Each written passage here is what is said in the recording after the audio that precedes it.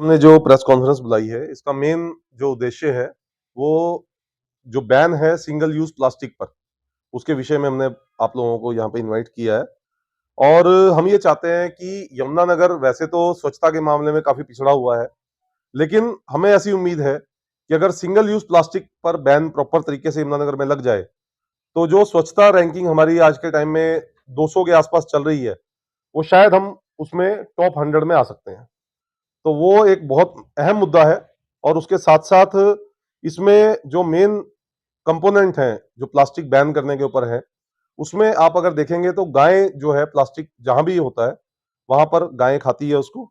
और गाय के मरने का सबसे बड़ा कारण जो आज के टाइम में है, अगर कुछ खाने की वजह से है, तो वो प्लास्टिक है। तो गाय को भी हम ये चाहते हैं कि अगर उसकी रक्षा हमने करनी है तो कहीं ना कहीं हमें प्लास्टिक को बैन करना ही होगा।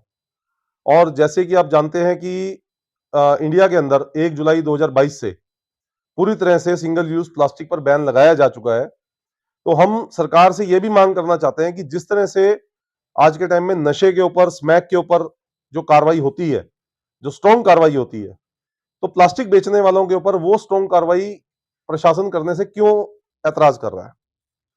तो हम वो भी चाहते हैं कि कार्रवाई ढंग से हो, अगर होनी है तो। क्योंकि आप देख सकते हैं कि अभी त्योहारों का सीजन गया, दिवाली का सीजन गया।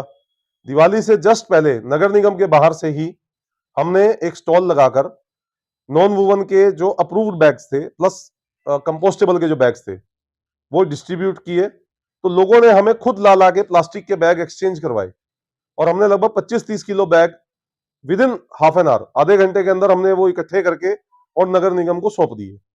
बिल्कुल नगर निगम के बाहर ये सब हो रहा था, और नगर निगम ही सबसे ज्यादा रिस्पॉन्सिबल है। अगर मैं बात करूं आज के टाइम में जो सबसे ज्यादा एक्टिव है या जिसको सबसे ज्यादा रिस्पॉन्सिबिलिटी दी गई है, तो अगर नगर निगम के बाहर ये सब चीज चल रही है, तो बाकी जगह तो क्या हाल होगा वो आप समझ सकते हैं। इसके अलावा जो एक और में अहम मुद्दा है, वो ये है कि जो भी वर्किंग होती है, जो भी चालान काटे जाते हैं, वो सिर्फ वर्किंग आवर्स में काटे जाते हैं, 9 बजे से लेकर शाम को 5 बजे तक। आप मंडी में देखेंगे सुबह 3 बजे 4 बजे से मंडी शुरू हो जाती है, खुलेआम प्लास्टिक पॉलिथीन चल रही है। उसके बाद 5 बजे के बाद फिर वही शुरू हो जाता है। सैटरडे संडे छुट्टी वाले दिन कोई चालान नहीं है, कोई अफसर कोई अधिकारी कहीं पे भी जाके इसके ऊपर कोई कार्रवाई नहीं करता है। तो ये सबसे अहम मुद्दे हैं, और इसी के ऊपर हमने आज प्रेस कॉन्फ्रेंस यहाँ पे बुलाई है। चिराग जी, आपके पास में भी कुछ प्लास्टिक का बैग पड़ा है, ये कौन सा है? जी मैं आपको बता दूं, ये जो प्लास्टिक है इसके अंदर की मैं अगर बात करूं, ये सब बैन है। मैं सैंपल सिलसिले लेके आया था कि ताकि आप लोगों को बता सकूं कि क्या क्या बैन है। ये बैन है। अब इसमें भी कुछ चीजें ऐसी आ रही हैं, लोगों ने क्या किया, इसको बचाने के लिए, खुद को बचाने के लिए स्टैंप बनवा ली है।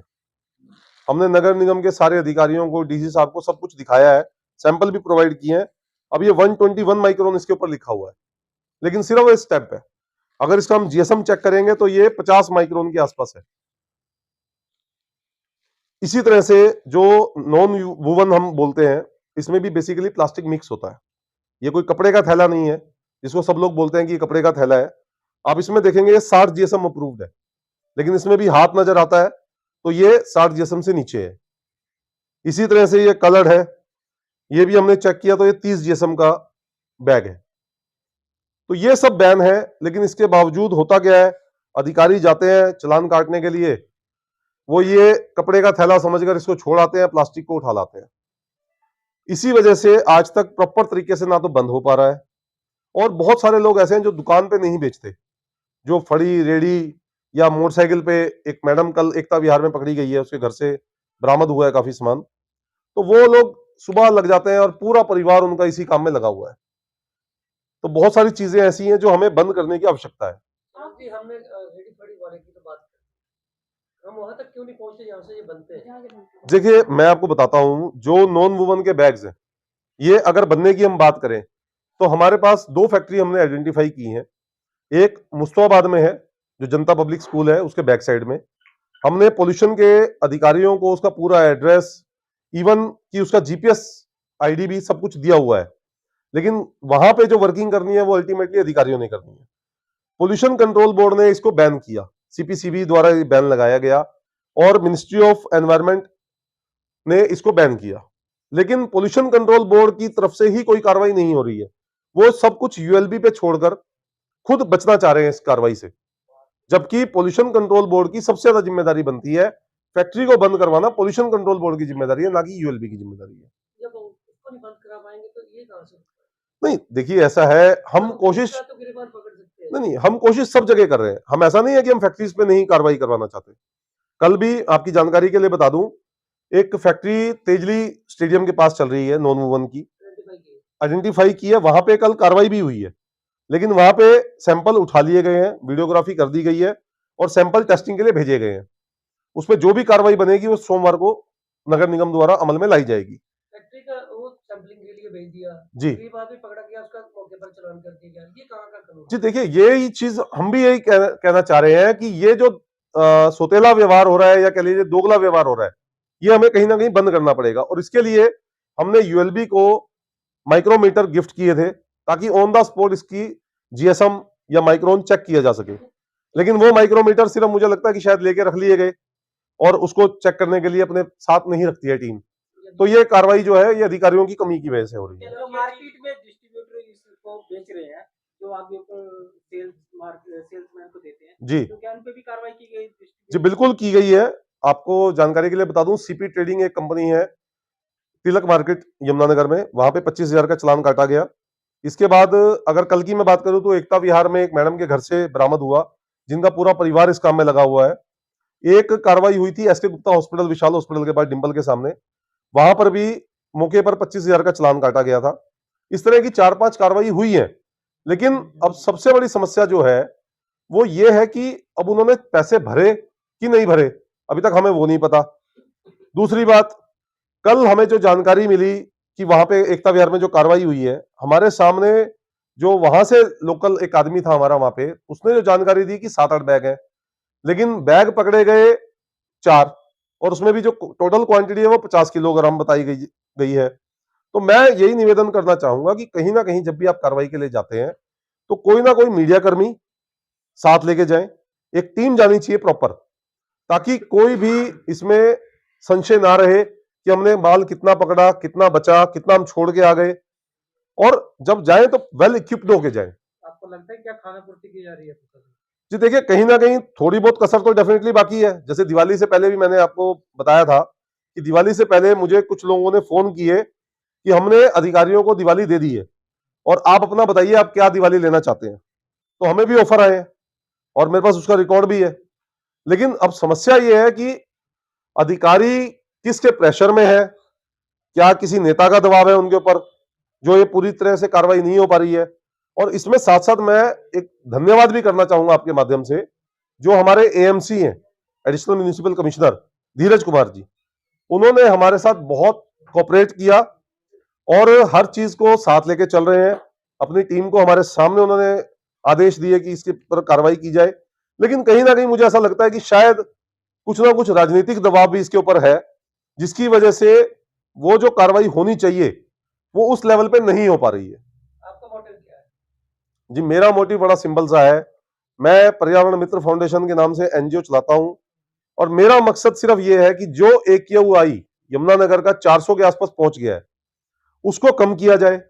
यमुनानगर का जो वातावरण है, मुझे खुद कफ कोल्ड की प्रॉब्लम हुई तो मैंने प्रेस कॉन्फ्रेंस डिले की है। तो ये समस्या सिर्फ मेरे साथ नहीं है, जो खासतौर पे बुजुर्ग आदमी है जिनको सांस लेने में तकलीफ है, दिल की बीमारी है, उनके लिए सिचुएशन और ज्यादा घातक है। ये पीसी की जगह आप शहर की गलियां देखो तो शायद वहां इतनी पॉलिथीन आपको हर गली में इससे कहीं ज्यादा नहीं, देखिए पीसी का मकसद आप सब लोगों के माध्यम से जन जन तक ये बात पहुंचाना है।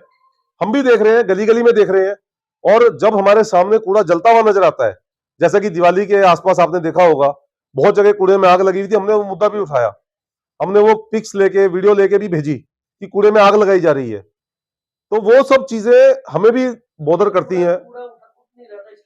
नहीं, लेकिन इसका मतलब ये तो नहीं है कि आप कूड़े में आग लगा दो, पोल्यूशन तो हो ही रहा है, लेकिन पोल्यूशन को और बढ़ावा दिया जा रहा है उसमें आग लगा के, तो वो भी एक गलत चीज है। क्या पर्यावरण मित्र फाउंडेशन लोगों को जागरूक करने के लिए कुछ उपाय करेगी? जी बिल्कुल, हम तो लगातार कर रहे हैं, हम लगातार मोटिवेट कर रहे हैं लोगों को कि आप ये सब काम ना करें। लेकिन कहीं ना कहीं जो कमियां हैं वो हम डिस्कस भी करते हैं। अभी एएमसी साहब से मेरी कल ही परसों मीटिंग हुई थी, मैंने उनसे बहुत डिस्कस किया कि जो गीला कूड़ा और सूखा कूड़ा अलग अलग करने की बात हम कर रहे हैं, उसमें जो टिप्पर आता है, आप देखेंगे कभी भी आपकी गली में भी टिप्पर आएगा, तो टिप्पर से कोई आदमी बाहर उतर के अपने सामने कूड़ा नहीं डलवाता है। जो आदमी बकेट लेके है वो अपने आप कूड़ा डाल के चले जाते हैं। तो उसमें सेग्रीगेशन कैसे होगी? मान लीजिए मैंने अपने घर में 4 रखे हुए अलग अलग, तो मैंने जब उसमें डाला तो सब मिक्स हो ही गया। या तो उसके लिए दूसरा सिस्टम ये बनाना पड़ेगा कि हम 2 टिप्पर चलाएं, या एक टिप्पर में कुछ अलग से कंपार्टमेंट अलग से बनाया जाए, जिसमें सिर्फ गीला कचरा और सूखा कचरा अलग ले जाया जाए, तो ये पॉसिबल है। अदरवाइज हमने एक साथ अगर हमने घर में सेग्रीगेट कर भी लिया और वो टिप्पर में जाके मिक्स हो रहा है, तो उसका तो कोई फायदा नहीं है। तो वो सब चीजें हम डिस्कस कर रहे हैं, रेगुलर कर रहे हैं, और हम कोशिश भी कर रहे हैं आप लोगों के माध्यम से भी कि लोगों को जागरूक किया जाए कि इन सब चीजों को, देखिए ये सिर्फ मेरा मुद्दा नहीं है कि मैं एक एनजीओ चला रहा हूं तो मैं इस मुद्दे को उठा रहा हूं। हमारे जो अधिकारी, हमारे जो मंत्री, हमारे जो एमएलए, मेयर साहब, कोई भी है, अगर वो इन चीजों को इग्नोर कर रहे हैं तो वो खुद का भी नुकसान कर रहे हैं। अगर मैं बात करूं, आज के टाइम में हर आदमी अपने घर में खाने के लिए सामान बाहर से मंगाता है, चाहे वो जोमेटो से आ रहा है, चाहे वो स्विगी से आ रहा है, किसी भी चीज में आ रहा है। किसी भी रेस्टोरेंट में जब कोई दाल, कोई सब्जी पैक होती है, तो आप देखते होंगे वो प्लास्टिक के पॉली बैग में पैक हो रही है। वो जब हमारे घर में जा रही है, एक गर्म चीज जो 100 डिग्री टेम्परेचर के आसपास है, और वो गर्म हमारे घर में जा रही है, तो क्या उसमें प्लास्टिक के कोई अंश नहीं आएंगे? वो खा कौन रहा है? हमारी अपनी परिवार, हमारा अपनी फैमिली खा रही है। तो नुकसान किसका है? अगर ये लोग सोच रहे हैं कि हम प्लास्टिक को बैन ना करके हम एक एनजीओ को डिमोरलाइज कर दें, या हम एक मुहिम को ना चलाएं, तो वो नुकसान अपना खुद का भी कर रहे हैं। ये सिर्फ हमारी मुहिम नहीं है, ये मुहिम एक एक आदमी की होनी चाहिए, क्योंकि कैंसर जो है वो बढ़ता जा रहा है। अगर मैं बात करूं राजस्थान की, तो एक साल में 1 लाख केस आज के टाइम में कैंसर के आ रहे हैं वहां पे। और भटिंडा से एक अजमेर ट्रेन चलती है, उसमें लगातार, उसका नाम ही कैंसर एक्सप्रेस रखा हुआ है, क्योंकि उसमें कैंसर के पेशेंट ही जाते हैं मैक्सिमम। तो ये चीजें, सीवियर प्रॉब्लम्स बढ़ती जा रही हैं, और हम अगर आंखें बंद करके उसको बैठ के देख रहे हैं, तो वो हमारा अपना फॉल्ट है। और मैं तो आप सब लोगों के माध्यम से प्रेस कॉन्फ्रेंस करने का मकसद सिर्फ यही है कि हम इस चीज को जागरूक करें लोगों को भी, और हम प्रशासन के ऊपर भी एक प्रेशर बनाएं कि इसको इमीडिएटली बंद करवाएं। क्योंकि कूड़े में जो आग लगती है, आप देखेंगे कूड़े में आग किस चीज से लगेगी? प्लास्टिक सबसे मेजर पार्ट है कूड़े में आग लगाने के लिए। आप कागज में आग लगाएंगे, हवा चलेगी, कागज बंद हो जाएगा उसमें आग लगनी। लेकिन जो प्लास्टिक है, एक बार उसने आग पकड़ ली तो वो फैलती चली जाती है। तो ये सब चीजें हमें बोदर करती हैं, और हम चाहते हैं कि आप लोग भी इस सब के लिए रेगुलर एक मुहिम चलाएं। जैसे कि पीछे बहुत सारे अखबारों ने कभी तालाब के ऊपर, कभी पेड़ों के ऊपर, कभी वर्षा जल संचयन के ऊपर बहुत अलग अलग कॉलम लगातार चलाए हैं। तो मैं आप सबसे रिक्वेस्ट करूंगा कि इस तरह का एक column single use plastic ban पे, प्लास्टिक के दुष्प्रभावों पे हम लगातार चलाएं, ताकि ये सब समस्या हल हो सके। इसके अलावा एक और पॉइंट जो रह गया है वो ये है कि जितना भी हम बात करते हैं वाटर लॉगिंग की, हमारे शहर में पानी इकट्ठा होता है, आपने देखा होगा बहुत जगह नाले बंद हो जाते हैं, लोगों के घरों में पानी घुसना शुरू हो जाता है। तो उसकी भी मेन वजह प्लास्टिक, आप देखेंगे तो कहीं ना कहीं उसमें प्लास्टिक का कचरा ही फंसा होता है। अगर वो प्लास्टिक वहां से निकल के बंद हो जाएगा, कंपोस्टेबल बैग्स आ जाए, या जो अप्रूव्ड बैग्स है, पेपर बैग्स है, पेपर बैग फट जाता है, वो कभी भी पानी को बहुत लंबे टाइम तक होल्ड नहीं कर सकता है।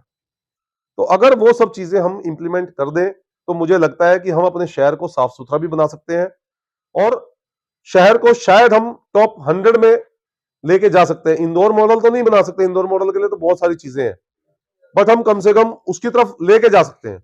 और उसमें प्लास्टिक जो है वो बहुत अहम रोल पैदा कर रहा है आज के टाइम में। आपसे भी निवेदन है, और प्रेस कॉन्फ्रेंस के बाद मैं तो कहूंगा आप डीसी साहब की, आप म्युनिसिपल कमिश्नर की, मेयर साहब की, एमएलए साहब की, मंत्री जी की, सबकी बाइट लो। आप उनसे भी तो पूछो ना, वो कितने सीरियस हैं इस सब चीज को लेके। Thank you.